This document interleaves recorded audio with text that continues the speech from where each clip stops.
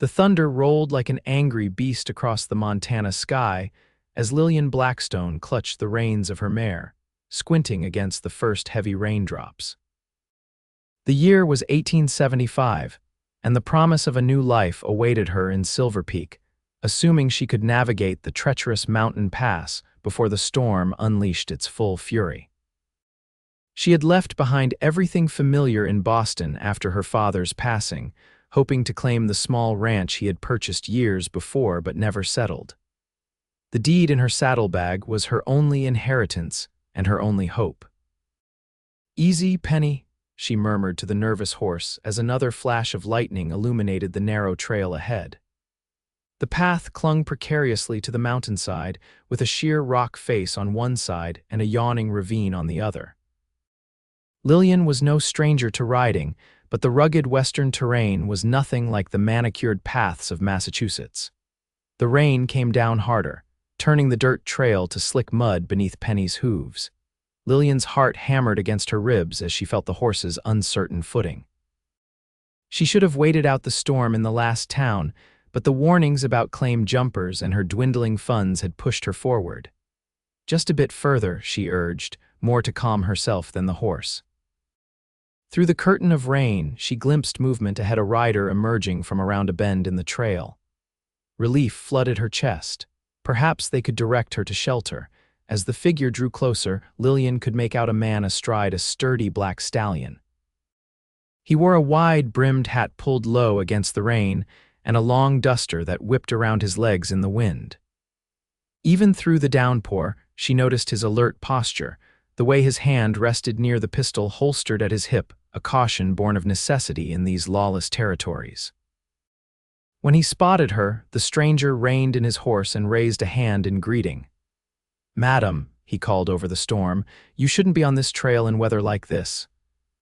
"I need to reach Silver Peak before nightfall," Lillian shouted back, trying to keep her voice steady despite her chattering teeth. The man shook his head. "Trail's not safe. There's a line shack half a mile back. We'd best wait out the worst of it." Before Lillian could respond, a deafening crack of thunder exploded directly overhead. Penny reared in terror, her front hooves pawing the air. Lillian clung desperately to the saddle horn, but the rain's slick leather offered no purchase. She felt herself sliding backward as the panicked horse danced dangerously close to the edge of the trail. "Hold on," the stranger yelled, spurring his mount forward, but it was too late. The saturated earth beneath Penny's hooves gave way. Lillian's scream tore through the air as horse and rider plunged over the edge of the ravine. Her last conscious thought was of the stranger's face, eyes wide with horror as he reached futilely toward her. The world became a chaotic blur of sky and earth, of branches whipping past and rocks scraping her skin. Penny's terrified whinny mingled with Lillian's own cries as they tumbled down the steep embankment. A flash of pain exploded in her temple, and darkness claimed her. When consciousness returned, it came in fragments. First, the steady drumming of rain, then the sharp scent of wet pine and earth. A throbbing ache enveloped her entire body, centered most acutely in her left ankle. Lillian forced her eyes open, blinking away the raindrops that fell through a canopy of trees above. She lay sprawled on a ledge that had broken their fall, Penny standing nearby, trembling but miraculously upright. "Thank God," a deep voice rumbled from somewhere above. Lillian turned her head to see the stranger making his way carefully down the steep slope, leading his horse by the reins. He navigated the treacherous terrain with surprising agility, boots finding purchase on exposed roots and stable rocks. "Don't move," he called down to her. "Might make your injuries worse." Lillian had no intention of moving. Every breath sent pain radiating through her ribs, and her ankle throbbed with a persistent, nauseating rhythm. She closed her eyes briefly, listening to the approaching footsteps, the occasional slide of loose earth. When she opened them again, he was kneeling beside her, his face a study of concern beneath the shadow of his hat. Rain dripped from the brim as he leaned closer to examine her.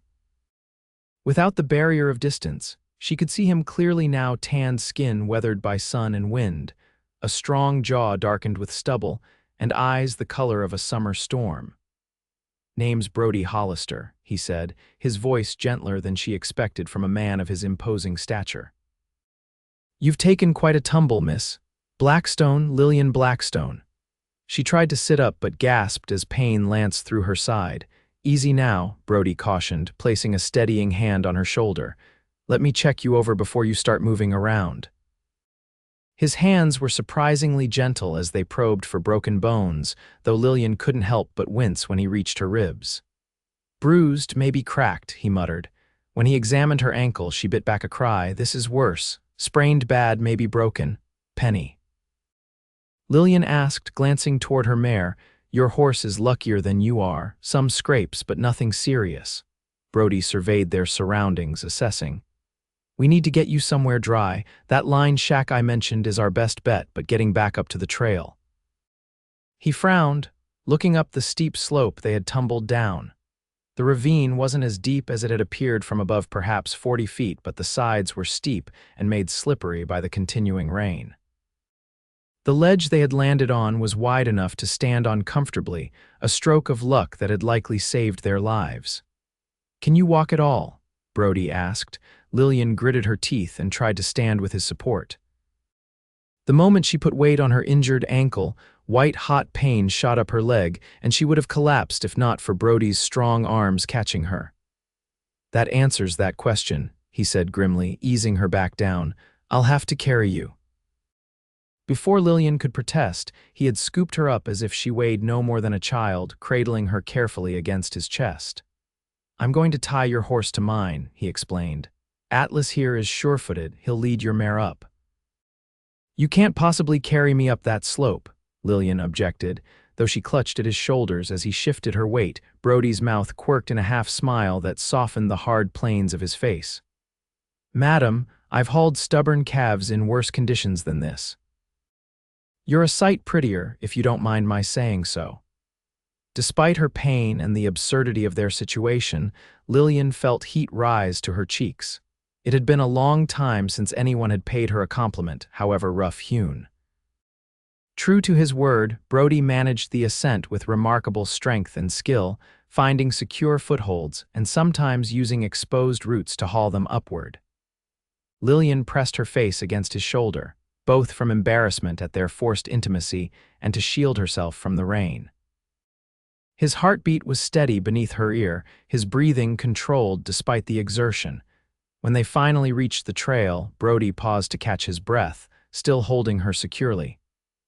Both horses had made it up safely, Penny following Atlas's lead with only minimal coaxing. That's one for the storybooks, Brody said with a shake of his head, surveying the ravine they had escaped. People don't usually walk away from a fall like that. We didn't exactly walk, Lillian pointed out, attempting humor despite the pain clouding her thoughts. Brody's laugh was a low rumble she felt more than heard. Fair point, Miss Blackstone. He carried her to his stallion and with impressive strength managed to lift her into the saddle without jostling her injuries too severely. I'll lead us on foot, that line shack isn't far. The rain had lessened to a steady drizzle by the time a small, rough-hewn cabin came into view. It was little more than a hunter's shelter, a single room with a stone chimney, nestled among a stand of pines for protection from the elements. It's not much, Brody said as he helped her down from the horse, but it's dry and has a fireplace. The cattle outfit I work for keeps a few of these stocked for the men who ride the range. Inside, the cabin was Spartan but clean. A narrow cot stood against one wall, a small table with 2 chairs occupied the center, and a stone fireplace dominated the far end. Shelves held tins of food, coffee, and other basic supplies. Brody eased Lillian onto the cot before turning his attention to the fireplace. I need to see to the horses, but I'll get a fire going first. His efficient movements spoke of years of self-sufficiency as he knelt to arrange kindling and logs from a stack beside the hearth. Soon, a small flame caught, casting flickering shadows across the rough wooden walls.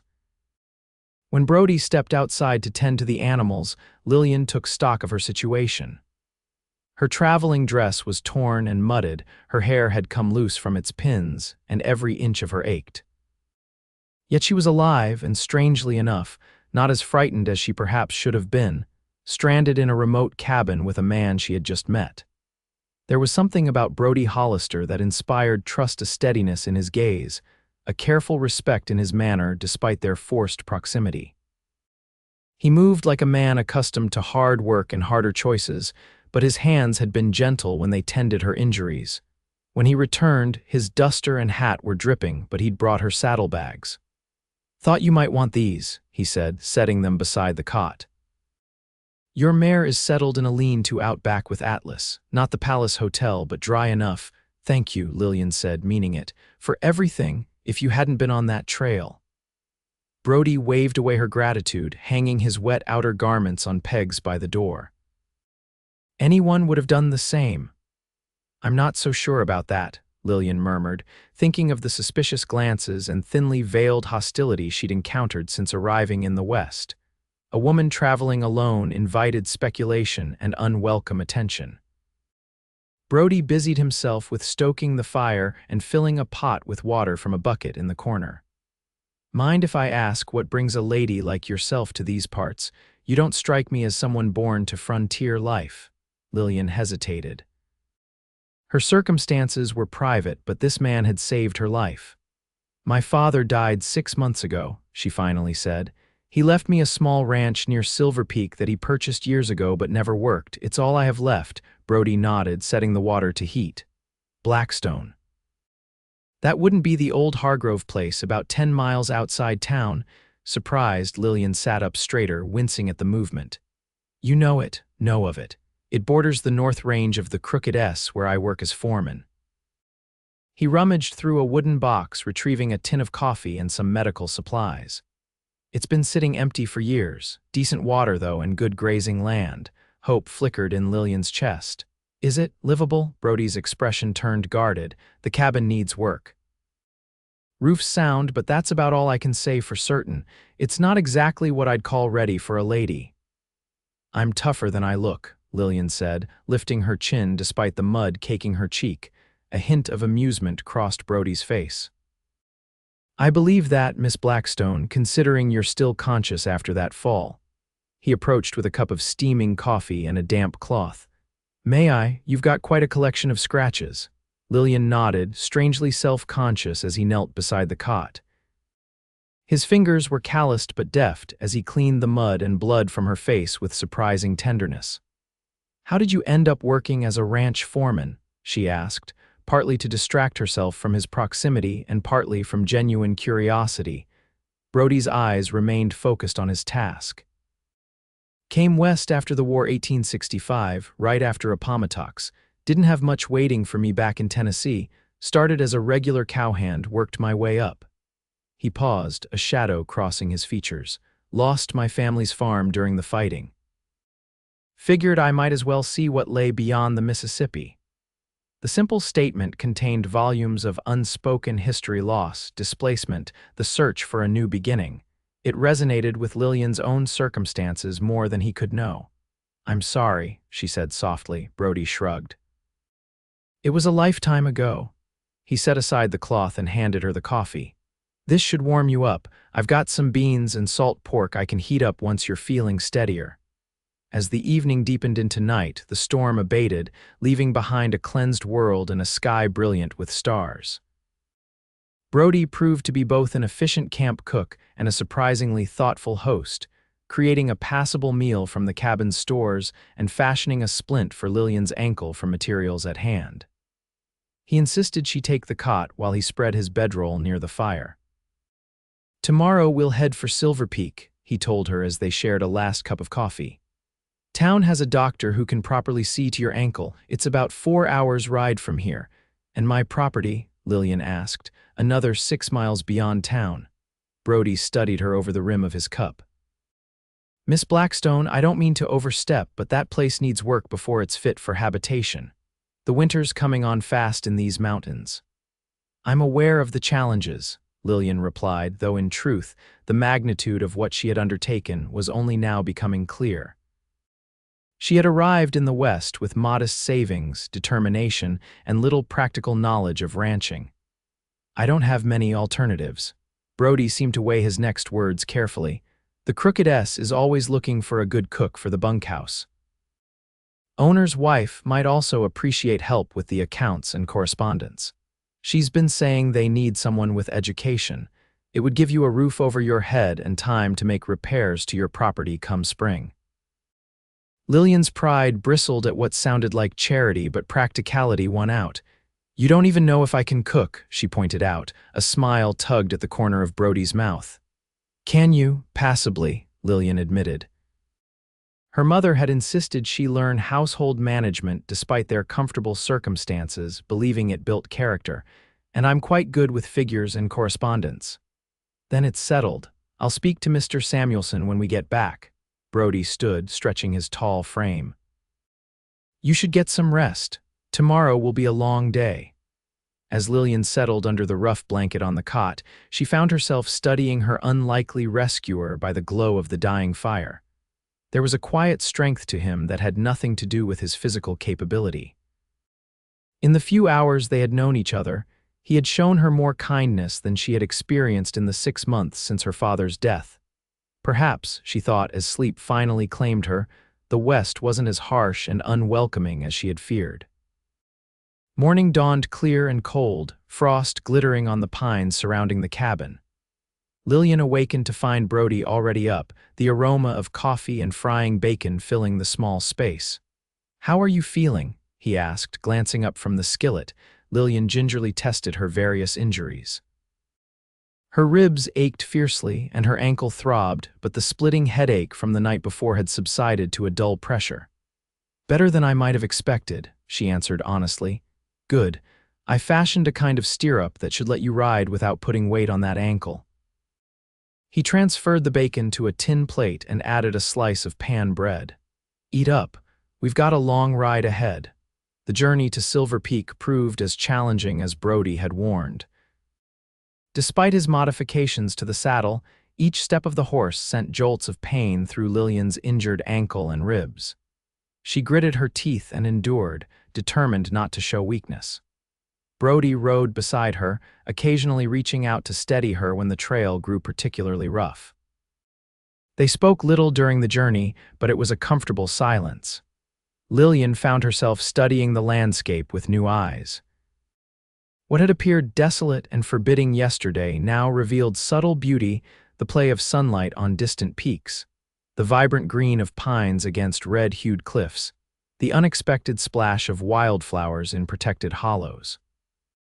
As they crested a ridge in early afternoon, Silver Peak spread below them, a bustling frontier town nestled in a natural bowl between mountain ranges. It was larger than Lillian had expected, with several streets of substantial wooden buildings, including a church steeple and what appeared to be a proper hotel. It's grown since the silver strike last year, Brody explained, noting her surprise. Used to be just a trading post and a saloon. They made their way down the switchback trail into town, drawing curious glances from passers-by. Lillian was acutely aware of her bedraggled appearance, her once fine traveling dress torn and mud-stained, her hair hastily pinned up with the few remaining hairpins she'd salvaged. Brody led them directly to a neat clapboard building with Dr. J.W. Peterson, physician, painted on a shingle above the door. He dismounted and came to help Lillian down, his strong hands spanning her waist as he lifted her effortlessly from the saddle. I can walk if you'll just lend me your arm, she insisted, uncomfortable with the thought of being carried through town. Brody looked doubtful but conceded, supporting her as she hobbled up the steps. The pain brought tears to her eyes, but she blinked them away, focusing instead on the solid warmth of Brody's arm around her waist. Dr. Peterson proved to be a kindly man in his 50s with a competent manner that immediately set Lillian at ease. He confirmed Brody's assessment: a badly sprained ankle, bruised ribs, and numerous cuts and contusions that would heal with time. You're fortunate, the doctor told her as he wrapped her ankle. Falls into Ferguson Ravine generally have far worse outcomes. While Lillian was being examined, Brody excused himself to take care of a few things. By the time he returned, her ankle was properly bandaged, and she had been given a willow bark preparation for pain. I've secured you a room at the hotel, Brody announced. and sent word to the Crooked S about your potential employment. Mrs. Samuelson will be in town tomorrow and would like to meet you." Lillian felt a rush of gratitude mingled with unease at being so indebted to him. "Mr. Hollister, your kindness is overwhelming, but I can't possibly—" "It's no charity, Miss Blackstone," Brody interrupted gently. "The Samuelsons need help and you need work. As for the hotel, consider it an advance on your wages if it eases your mind." Before she could form a response, the doctor handed her a pair of wooden crutches. "These should help you keep weight off that ankle for the next few weeks. Come back in 3 days so I can check your progress." The Silver Peak Hotel was modest by Boston standards, but positively luxurious after the line shack. The room Brody had secured for her featured a real bed with clean linens, a washstand with porcelain basin, and even a small writing desk by the window overlooking the town's main street. "This is perfect," Lillian said as Brody deposited her saddlebags on a chair. "I don't know how to thank you for everything you've done."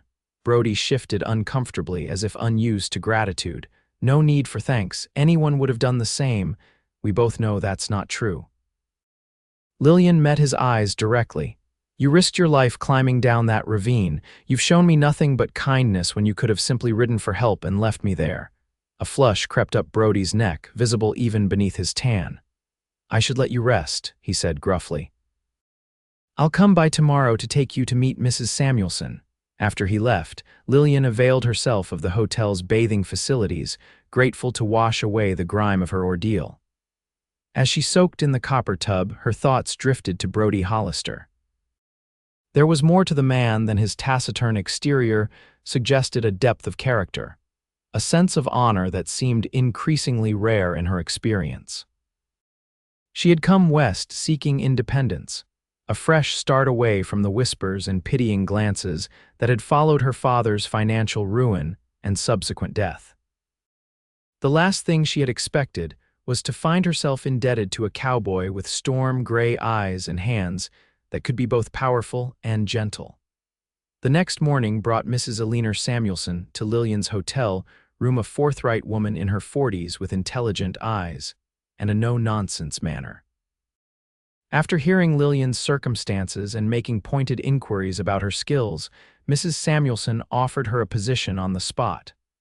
"Brody speaks highly of you, and that's not something he does lightly," the older woman said. "The position includes room and board at the main house, plus a monthly wage of $20. You'd help with the cooking for the hands, manage correspondence, and keep the ranch books. My arthritis makes writing increasingly difficult." It was a fair offer, more generous than Lillian had dared hope. "I accept with gratitude, Mrs. Samuelson. When would you like me to start?" "As soon as that ankle allows you to travel comfortably. Brody can bring you out to the ranch when Dr. Peterson gives his approval, Mrs." Samuelson rose to leave but paused at the door. "Miss Blackstone, Brody mentioned you own the old Hargrove place. Just so you're aware, there have been some troubles with claim jumpers in these parts. Having your deed properly registered with the county office would be wise." After Mrs. Samuelson departed, Lillian retrieved the deed from her saddlebags. Her father had purchased the property through an agent years ago, one of several speculative investments he'd made during more prosperous times. This one, unlike the others, hadn't been seized by creditors after his death, perhaps because its remote location and modest value made it unattractive to the eastern banks. A knock at her door interrupted her thoughts. She opened it to find Brody, hat in hand, looking somewhat less trail-worn in a clean shirt and newly brushed coat. "Mrs. Samuelson found you, I see," he said by way of greeting. "She did, and offered me the position." Lillian stepped back to allow him entry. "I'm to start as soon as Dr. Peterson clears me for travel." Brody nodded, seeming pleased. "The Crooked S is a good outfit, fair people to work for." He hesitated. "I thought you might like to see your property if you're up for a short ride." "It's not far, and I brought a wagon that would be easier on your ankle than horseback." Surprise and pleasure warmed Lillian's chest. "I would like that very much." The journey to what was now her land took just over an hour in Brody's wagon. He drove carefully, avoiding the worst of the ruts to spare her injured ankle, and pointed out landmarks along the way: Rattlesnake Creek, which never ran dry even in the worst droughts; Widow's Peak, named for the woman who had waited 7 years on its summit for a husband who never returned from the goldfields; the boundary markers of the vast Crooked S spread. Lillian found herself captivated not just by the landscape, but by Brody's evident knowledge and love of it. He spoke of the mountains and valleys as old friends, each with their own character and history. "There it is," he said finally, reining the horses to a stop on a low rise. "The Hargrove Place or Blackstone Ranch now, I suppose." Lillian followed his gaze to a small cabin nestled in a protected valley below. A creek meandered through pastureland that stretched to a line of hills in the distance. The setting was breathtaking, with the mountains forming a natural shelter on 3 sides and open range to the south. "It's beautiful," she breathed. "Prettiest piece of land in the county," Brody agreed. "Has good water rights too, which is worth more than gold out here." As they approached the cabin, Lillian could see that Brody hadn't exaggerated about its condition. The structure itself was sound, built of sturdy logs with a stone foundation, but years of neglect were evident in the sagging porch steps, broken window glass, and roof that would likely leak in the next heavy rain. "It needs work," Brody acknowledged as he helped her down from the wagon, "but nothing that can't be fixed with time and effort." Inside, the cabin was spare but surprisingly spacious: a main room with a stone fireplace, a small bedroom off to one side, and a lean-to kitchen addition at the back. Dust covered every surface, and mice had clearly made themselves at home, but Lillian could see the potential beneath the neglect. The previous owner, Hargrove, was a bachelor who died during a smallpox outbreak about 5 years back, Brody explained as they explored. "No family came to claim the place. Must be when your father bought it." Lillian ran her fingers along a rough-hewn mantel, imagining what the cabin could become with proper care. "It has good bones," she said, echoing something her father used to say about promising investments, "that it does." Brody was watching her with an expression she couldn't quite interpret, something between admiration and concern. Winter's coming, though. Even with repairs, it would be a hard season for someone not used to mountain living. "That's why I'm grateful for the position at the Crooked S," Lillian said. "It gives me time to plan and save." They spent the next hour exploring the small ranch, the dilapidated barn that could shelter perhaps a dozen head of cattle, the overgrown garden plot that would yield vegetables with proper tending, the spring house that kept provisions cool even in summer heat. By the time they started back to town, the sun was sliding toward the western peaks, bathing the landscape in golden light.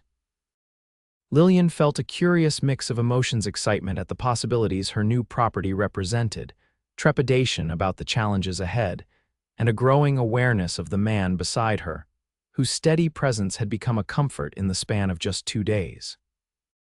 "Thank you for bringing me here," she said as they crested the rise that would take them back to the main road. "It means more than I can say to see what I'm working toward." Brody glanced at her, his expression softening. "You've got grit, Miss Blackstone. Most women who took a fall like yours would be back on the next stage east." "I've nowhere to go east," Lillian admitted. "And please, after all we've been through, I think you might call me Lillian." A smile transformed his weather-beaten face. "Lillian, then, and I'm Brody." The next 3 days passed in a blur of preparations. Dr. Peterson pronounced Lillian's ankle healing well, but cautioned her to avoid unnecessary exertion for at least another week. She used the time to acquire a few necessities from the town's mercantile, register her deed at the county office as Mrs. Samuelson had suggested, and write to her one remaining friend in Boston, informing her of her new circumstances. Brody appeared each day, ostensibly to check on her recovery, but lingering to share meals or simply talk. Lillian learned that he had fought for the Union despite his Tennessee upbringing, a choice that had estranged him from what family survived the war. That he had a younger sister somewhere in California whom he hadn't seen in years. That he could recite passages of Shakespeare from memory, a skill acquired from his schoolteacher mother. In turn, she told him of her life in Boston, her father's business successes and eventual ruin, her broken engagement to a banker's son who disappeared when her family's fortunes turned, her determination to forge a new path rather than accept the charity of distant relatives. "You're better off without a man who abandons you at the first sign of trouble," Brody said with unexpected vehemence when she mentioned her former fiancé. "Yes, I believe I am," Lillian agreed, studying him thoughtfully. In just a few days, this man had shown more character and integrity than Thomas Westfield had in 2 years of courtship. On the morning they were to depart for the Crooked S, Lillian awoke to find the town blanketed in the first snow of the season earlier than usual, according to the hotel proprietor. Brody arrived with a wagon outfitted with extra blankets and heated bricks for her comfort. "Storm's coming," he explained, helping her into the seat beside him. "Better to get to the ranch before it hits in earnest." They had traveled perhaps halfway when the snow began to fall in earnest, fat flakes that quickly obscured the trail ahead. The temperature dropped sharply, and even beneath the heavy blanket, Lillian found herself shivering. Without comment, Brody shifted closer, sharing his body heat. "Not much further," he assured her, though concern shadowed his eyes as he scanned the thickening white curtain around them. The Crooked S ranch materialized gradually through the swirling snow, first the corrals and outbuildings, then the bunkhouse where the ranch hands lived, and finally the main house, a substantial 2-story structure with welcoming lights glowing in its windows. Mrs. Samuelson greeted them at the door, clucking with dismay at their snow-covered state. "Inside, both of you, before you catch your death," she ordered, ushering them into a warm kitchen fragrant with the smell of baking bread and simmering stew. Lillian's quarters proved to be a snug room on the first floor, simply but comfortably furnished, with a view of the mountains that would be spectacular once the storm cleared. After helping her settle in, Brody excused himself to check on the livestock, promising to return for the evening meal. "He's a good man," Mrs. Samuelson commented as she showed Lillian the kitchen where she would help prepare meals for the ranch hands. "Best foreman my husband's ever had. Treats the men fair but doesn't stand for laziness or troublemaking." "He's been very kind to me," Lillian agreed, careful to keep her tone neutral despite the warmth that rose to her cheeks at the mere mention of his name. Mrs. Samuelson's shrewd eyes missed nothing. Was all she said, but her expression spoke volumes. The storm continued through the night and into the next day, keeping everyone close to the ranch buildings. Lillian began learning her duties, grateful for Mrs. Samuelson's patient instruction and the cook's grudging acceptance of her help in the kitchen. By the time the snow stopped falling on the third day, she had established a routine and begun to feel useful. She saw Brody only at mealtimes during those first days. He would come in with the other men, his face ruddy from cold, and take a place at the long table in the bunkhouse dining room. Though he spoke little, his eyes often sought her out, and she found herself looking forward to those brief encounters more than she cared to admit. On the fourth day, with the sun bright on new fallen snow, Brody found her in the ranch office, sorting through neglected correspondence. "Thought you might like some fresh air," he said from the doorway. "Doc said walking would be good for your ankle now, and I've cleared a path down to the creek." The land sparkled under its pristine white blanket as they walked side by side, Lillian leaning occasionally on Brody's arm when the path grew slippery. Their breath formed clouds in the crisp air, and somewhere in the distance, a hawk circled against the brilliant blue sky. "It's like a different world," Lillian marveled, taking in the transformed landscape. "It can be harsh," Brody cautioned, "but there's a beauty to it like nowhere else. Gets in your blood after a while." At the creek, frozen now along its edges but still flowing in the center, they stopped to rest on a fallen log cleared of snow.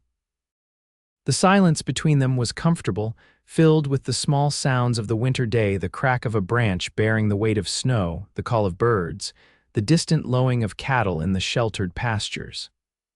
"I rode out to your place yesterday," Brody said suddenly. "Wanted to make sure the roof was holding up under the snow." Lillian turned to him in surprise. "You didn't need to do that, I know," He met her gaze directly. "I wanted to." Something shifted between them in that moment, an acknowledgement of feelings that had been growing since he had pulled her from that ravine. Lillian found herself unable to look away from his weathered face, from the warmth in his gray eyes. "Brody," she began, not sure what she meant to say but needing to say something. He saved her the trouble by taking her gloved hand in his. "I know it hasn't been long," he said, his voice rougher than usual. "And you've got no reason to trust a man's intentions after what you've been through. But I want you to know that I admire your courage, Lillian, your determination.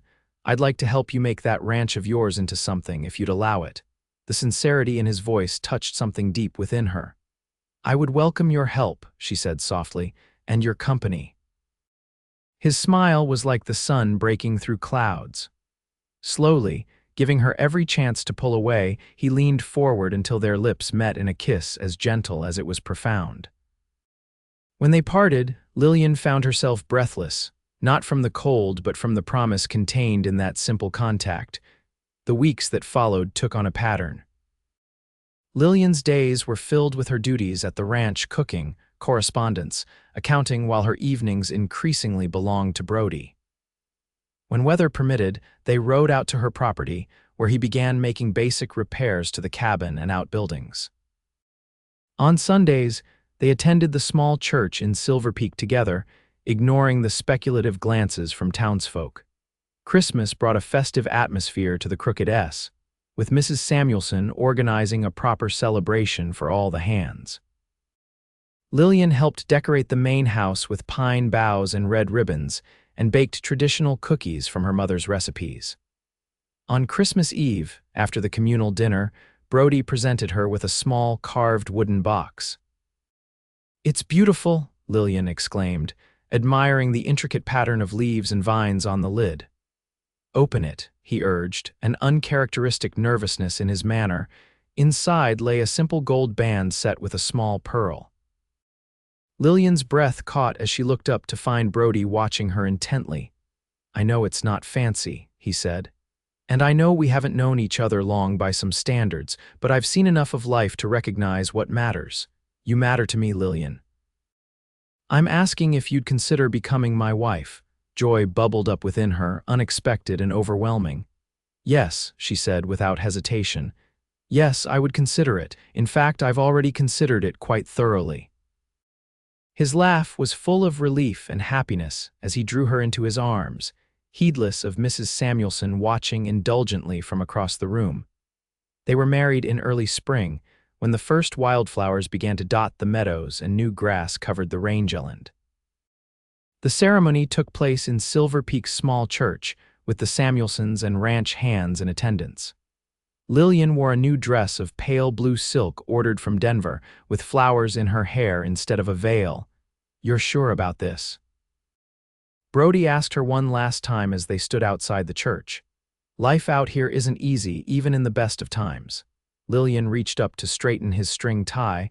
"I've never been more certain of anything," she assured him. "We fell into a ravine and lived to tell the tale. What's a little hard work compared to that?" Their laughter echoed against the mountainsides as they entered the church to begin their life together. The years that followed proved Lillian right.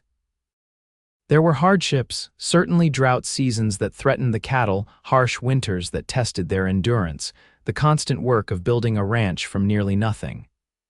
But there were joys too, all the sweeter for being shared.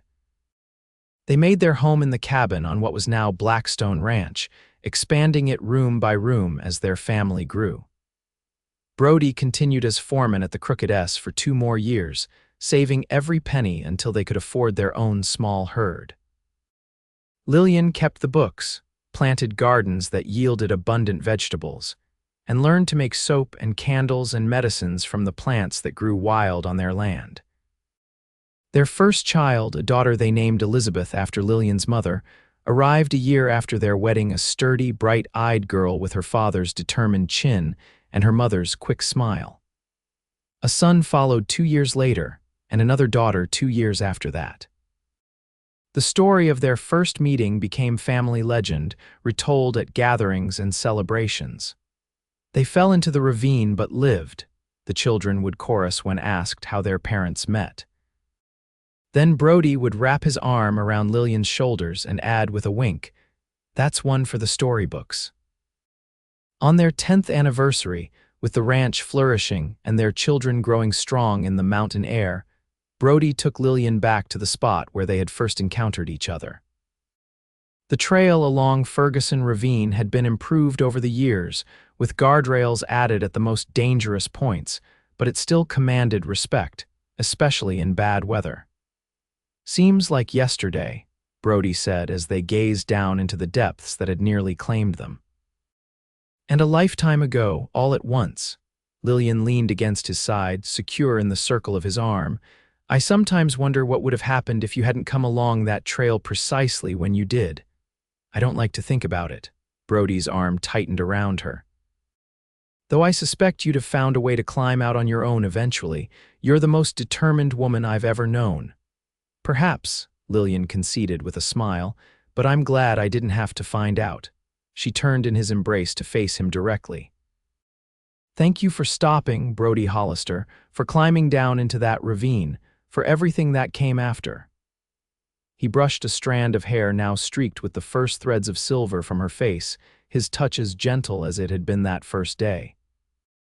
"Best decision I ever made," he said simply, and bent to kiss her beneath the vast Montana sky. As they rode back to their home, where their children waited with Mrs. Samuelson, who had become like a grandmother to them, Lillian reflected on the journey that had brought her here. She had come west seeking independence and found instead the deepest connection of her life with this land, with the family they had created, and with the man who rode beside her, still straight-backed and strong after all these years. Their story had indeed been one for the storybooks, not because of how it began with that dramatic fall, but because of all that had followed. The thousands of ordinary days made extraordinary by love, the shared joys and sorrows, the life built together one decision, one moment, one day at a time. And as the ranch came into view, with smoke rising from the chimney against the backdrop of mountains, they both now called home. Lillian knew with absolute certainty that falling into that ravine had been the luckiest accident of her life, the beginning of a story that would continue through their children and their children's children. A legacy as enduring as the mountains themselves.